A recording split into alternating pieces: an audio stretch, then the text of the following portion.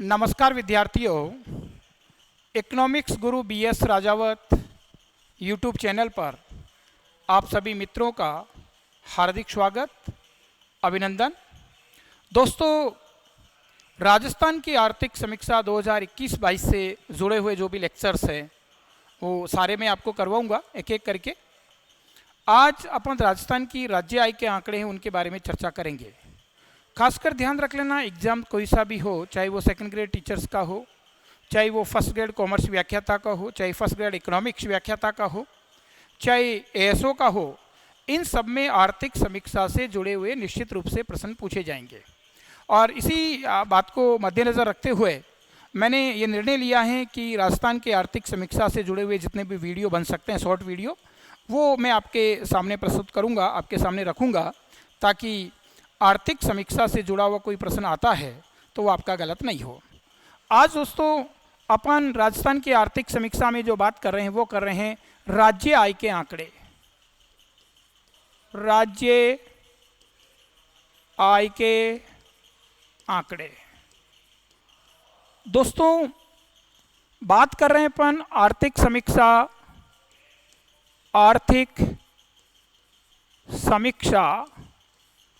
2021-22 की।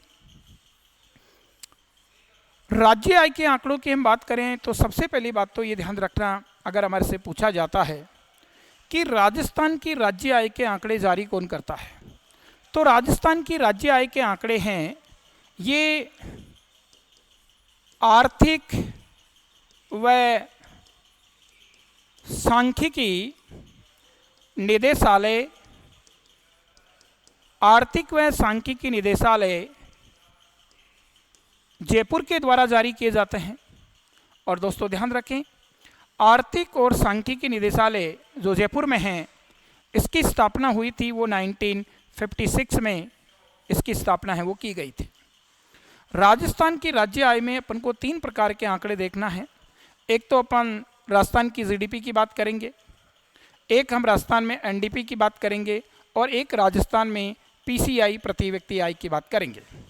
इन आंकड़ों में से प्रश्न आपसे पूछा जा सकता है। तो सबसे पहले बात कर रहे हैं पर राज्य GDP। दोस्तों इसके लिए अपन एक चार्ट बनाएंगे। यहाँ तो ले लिया अपन ने मूल्य 2 प्रकार का होता है।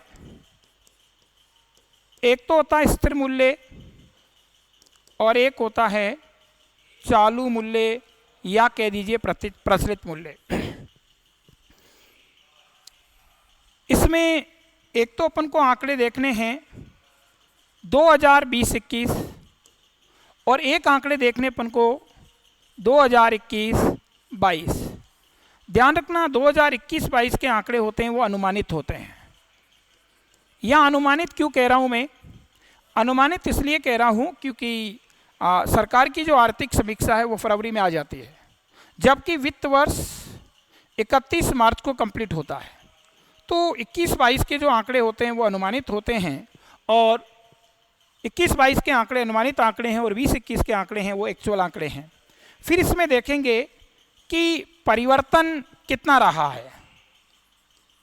परिवर्तन कितना रहा है, परिवर्तन भी अपन को देख लेना है।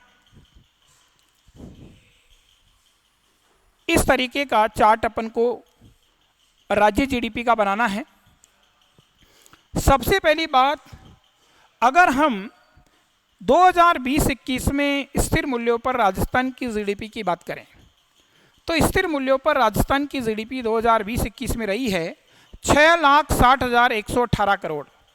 6,60,118 करोड़ हमारे राजस्थान राज्य की GDP है, वो स्थिर मूल्यों पर रही है। चालू मूल्यों पर अपन बात करें कि चालू मूल्यों पर राजस्थान की GDP कितनी रही है, तो चालू मूल्यों पर राजस्थान की GDP रही है 10,13,323 करोड़। 10,13,323 करोड़ स्थिर मूल्यों पर रही है 6,60,118 करोड़। चालू मूल्यों पे रही है 10,13,323 करोड़। इसी प्रकार से 2021-22 की हम बात करें तो 2021-22 में राजस्थान राज्य का जो जीडीपी रहा है अनुमानित है वो कितना है, वो है 7,33,017 करोड़, 7,33,017 करोड़। और चालू मूल्यों पर जो अनुमानित हैं 21-22 के लिए वो हैं 11,96,137 करोड़, 11,96,137 करोड़। ये चालू या प्रचलित मूल्यों पर अनुमानित किया गया है। स्थिर मूल्यों पर जो परिवर्तन की दर बताई गई है वो बताई गई है 11.04% और प्रचलित मूल्यों पर जो परिवर्तन की दर बताई गई है वो बताई गई है 18.04%। तो ये तो पहले अपन ने स्टेट जीडीपी की बात की है, पता हमारे को होना चाहिए।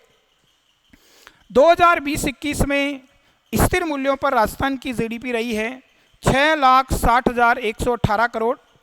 चालू मूल्यों पर राजस्थान की जीडीपी रही है 10,13,323 करोड़।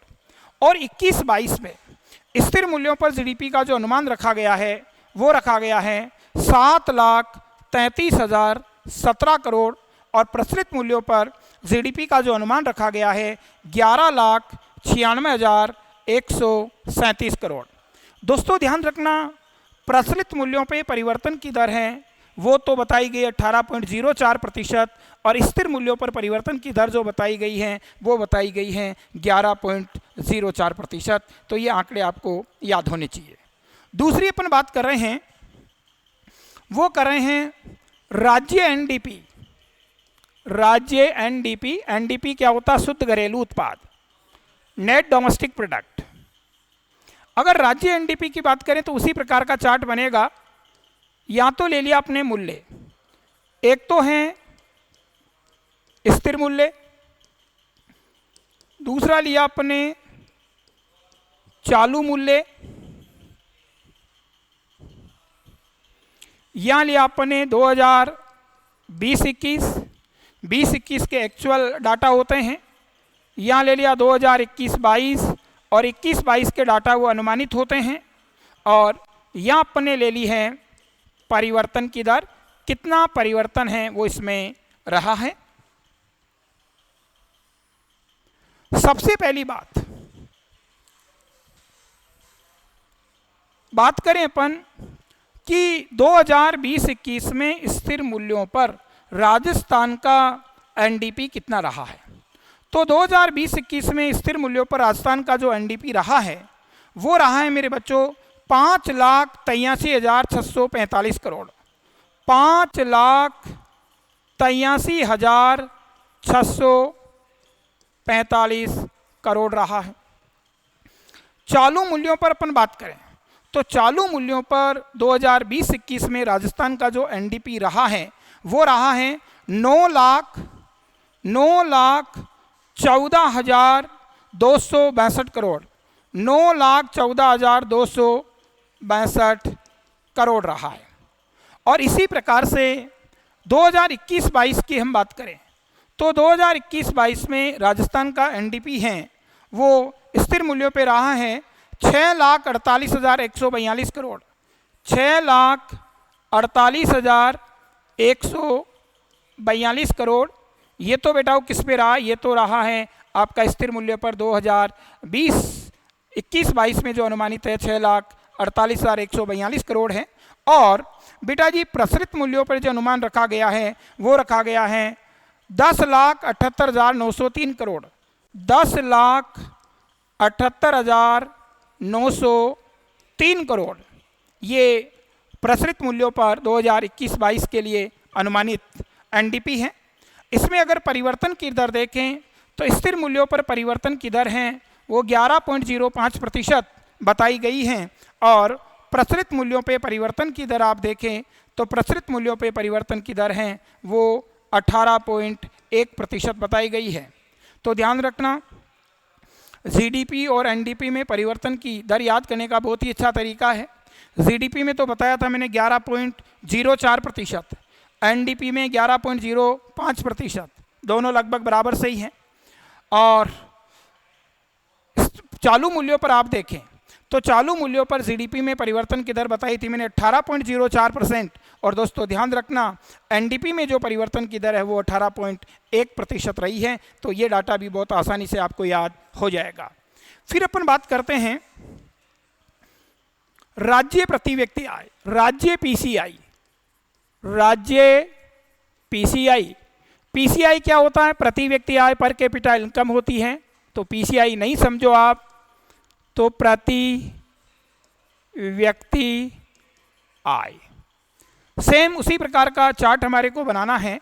ये तो ले लिया अपन ने मूल्य, मूल्य में एक तो स्थिर मूल्य लिया है, दूसरा अपन ने चालू मूल्य लिया है,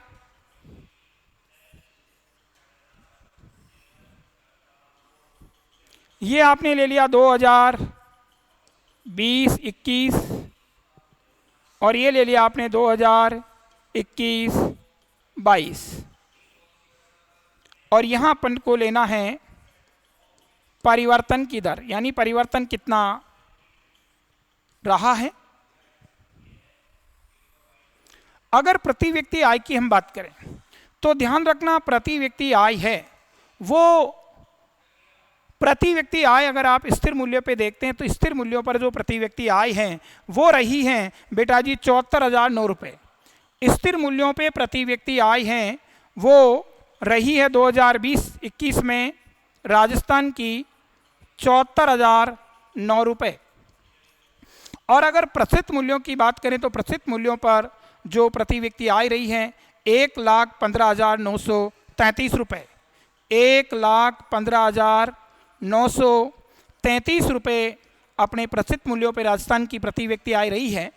अगर 21-22 का अनुमान हमारे से पूछता है तो 21-22 में स्थिर मूल्यों पर राजस्थान की जो प्रति व्यक्ति आय है वो हैं 81,231 रुपये। 81,231 रुपये ये राजस्थान की प्रति व्यक्ति आय वो अनुमानित की गई है। और अगर प्रचलित मूल्यों पर अपन बात करें तो प्रचलित मूल्यों पर जो अनुमानित की गई है 1,35,218 1,35,218 रुपये हैं वो प्रचलित मूल्यों पर 21-22 में अनुमानित की गई है।